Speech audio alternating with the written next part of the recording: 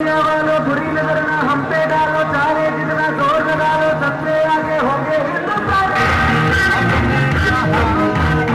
जोर से दुनिया वालों बुरी नजर ना हम पे डालो, चाहे जितना जोर लगा लो, सबसे आगे होंगे हिंदुस्तान। दोस्तों, दिल्ली के जंतर मंतर पर पर्यावरणविद और शिक्षा सुधार की मांग को लेकर आंदोलन कर रहे सोनम वांगचुक अनिश्चितकालीन भूख हड़ताल पर बैठे हैं। प्रदर्शनकारियों का कहना है कि यह आंदोलन शिक्षा व्यवस्था में पारदर्शिता और जवाबदेही की मांग को लेकर है। वहीं लगातार उपवास की वजह से सोनम वांगचुक की तबीयत भी बिगड़ती बताई जा रही है। अब देखना होगा कि सरकार इस आंदोलन पर क्या रुख अपनाती है। हाँ, मैं समझ रहा हूँ उनकी। अगर मैं खुद भी ये स्थिति नहीं देखता तो मैं सोनम वांगचुक से कहना चाहता भूख हड़ताल ख़त्म कर दो। जैसा सब कह रहे हैं, ये सरकार बहुत निर्दयी है, ये आपकी नहीं सुनेगी। ये सरकार चाहती है कि आप ख़त्म हो जाएं, मर जाएं। लेकिन मैं खुद भी इस स्थिति में हूँ कि मैं खुद मरने के लिए उतावला हूँ, क्योंकि मैं देख रहा हूँ कि मैं पिछले 17 साल से ये बात सुन रहा हूँ कि जब तक जिंदा रहेंगे तो लड़ाई रहेगी। हम लोग सब जिंदा हैं कई सालों से, लेकिन हम देख रहे हैं कि देश की, चाहे वो सुप्रीम कोर्ट हो, चाहे हमारी चुनाव आयोग हो, जितनी भी लोकतांत्रिक संस्थाएं हैं, सब सिकुड़ती जा रही हैं उनके दायरे। आप देखिए कि ईडी की क्या भूमिका बची आज, है ना, सीबीआई की क्या भूमिका बची है, पुलिस की क्या भूमिका बची है ना। यदि हम अपनी जान ऐसी बचाए रहे ना तो कायरों की मौत मारे जाएंगे। इसलिए हमको अपने जान का उतावला होना पड़ेगा, ये सोचे बिना। अगर भगत सिंह ने भी ये सोचा होता कि अगर जिंदा रहेंगे तो लड़ाई लड़ते रहेंगे इन अंग्रेजों से, ये बाहरी लोग हैं, ये हमें फांसी पे तो क्या ये जलियांवाला बाग कर सकते हैं, ये गोली में तोप में बांध के उड़ा देंगे। अगर भगत सिंह ने भी ये सोचा होता तो ये देश आजाद होता क्या? अगर गांधी ने भी यही सोचा होता तो ये देश आजाद होता क्या?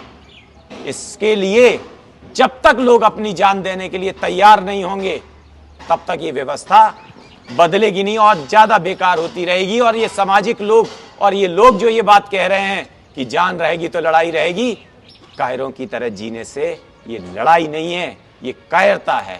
इतने दिनों तक भूख हड़ताल पर बैठने के बाद भी शिक्षा व्यवस्था को लेकर केंद्र सरकार का कोई भी व्यक्ति उनकी मांग पे सुनवाई करना तो दूर, उनसे बातचीत करने के लिए नहीं गया है। ये भारतीय जनता पार्टी सरकार की संवेदनहीनता को दर्शाता है।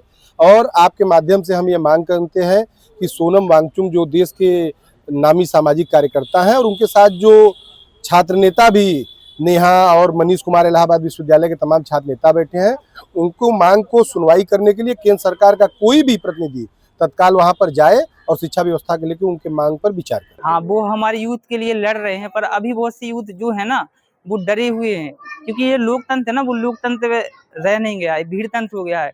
क्योंकि धीरे धीरे लोगों की आवाज को दबाया जा रहा है। यदि युवा बोलेगा कुछ तो उसके मतलब दबाव आ जाता है, शासन का, प्रशासन को डराया धमका जाता है। मैंने आवाज उठाई थी केन बेतवा की, तो मुझे पुलिस उठाकर ले गई थी, जबकि मैंने कुछ अपराध नहीं किया था। मैंने लोगों की आवाज उठाई थी। तो यहाँ से जो यूथ है ना, उनको डराया जा रहा है, धमकाया जा रहा है। वो अपने हक के लिए नहीं लड़ सकती। यदि आप लड़ेंगे तो आपको पुलिस प्रशासन और सरकार के जो मतलब शासन प्रशासन है वो आपको दबाने की कोशिश करेगी, आपको हर तरीके से गिराने की कोशिश करेगी। इनसे अच्छे तो ब्रिटिश शासन के वो अंग्रेज हुआ करते थे जो भारत पर बहुत दुराचार किए। इनसे अच्छे कांग्रेस की सरकार हुआ करती थी जो अन्ना हजारे के 14वें या 13वें दिन के अनशन पर उनकी बातें सुनी गई और लोकपाल बिल लाया गया। लेकिन आज स्थिति ये है कि वो मरने के कगार पे है और छात्रों के हित के लिए ऐसा कर रहे हैं। लेकिन अफसोस इस बात का है, ना उनके साथ भारी मात्रा में युवा जुड़ पा रहे हैं, ना वो छात्र जुड़ पा रहे हैं जिनके लिए वैसा कदम उठा रहे हैं। आज ये सरकार की निरंकुशता वांगचुक को हो सकता है कि हम लोगों के बीच ना रहे, भगवान ऐसा करे कि ऐसा ना हो, लेकिन स्थिति ऐसा सरकार के द्वारा बनाई जा रही है। ना उसमें छात्रों को कोई बात सुनी जा रही है और ना उनके अनुयायियों को कोई बात सुनी जा रही। तो स्पष्ट ये किया जा सकता है कि ये निरंकुश सरकार जो है, ना वो किसानों की है, ना वो छात्रों की है, ना वो भारत में जो सम्मानित डॉक्टर्स हैं, वैज्ञानिक हैं, इन लोगों किसी की भी ये सरकार नहीं है। सिर्फ अपने लोगों की सरकार है। ये धर्म के नाम पर लोगों को अलग थलग कर रही है।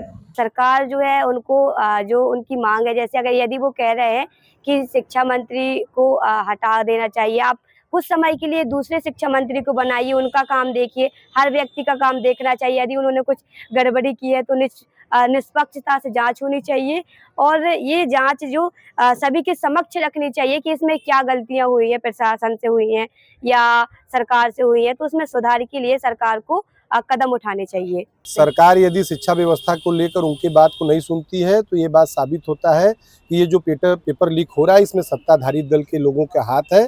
सरकार को किसी भी कीमत पे छात्रों के भविष्य के लिए उनकी बात को जरूर सुनना चाहिए। मैं सोनम वांगचुक जी से ये कहना चाहूँगा कि सोनम वांगचुक जी, आप बहुत बड़े सामाजिक कार्यकर्ता हैं, वैज्ञानिक हैं, आपने देश के लिए बहुत कुछ दिया है और आपने जो ये मुद्दा उठाया है पूरे देश की आवाम को, उनके अंदर, युवाओं के अंदर एक जोश और जज्बा भरा है और मैं भी आपके साथ हूँ।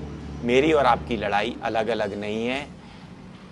मैं ईश्वर से प्रार्थना करूँगा कि वो आपको और शक्ति दे और आपका स्वास्थ्य और आपका जीवन हम सबके लिए बहुत ज़रूरी है। मैं सरकार से कहूँगा कि सोनम वांगचुक जैसे लोगों को की देश को बहुत ज़रूरत है। एक बहुत बड़ा साइंटिस्ट है, हमने जीडी अग्रवाल को खो दिया है ना, और सोनम वांगचुक को हम नहीं खोना चाहते और किसी तरह से अस्वस्थ होना देना नहीं चाहते। मैं देश की जनता से अपील करूंगा कि देश की जनता इतना दबाव बना दे, अगर ये सरकारी निर्दयी हैं, कि वो सब सोनम वांगचुक की मांग को माने, क्योंकि ये मांग उनकी नहीं है, पूरे देश की है। और सोनम वांगचुक को मैं दिल से सल्यूट करना चाहता हूँ। मैं कहना चाहता हूँ कि सोनम वांगचुक जी, हम सब आपके साथ हैं। खबर लहरिया, आपकी खबर, आपकी भाषा।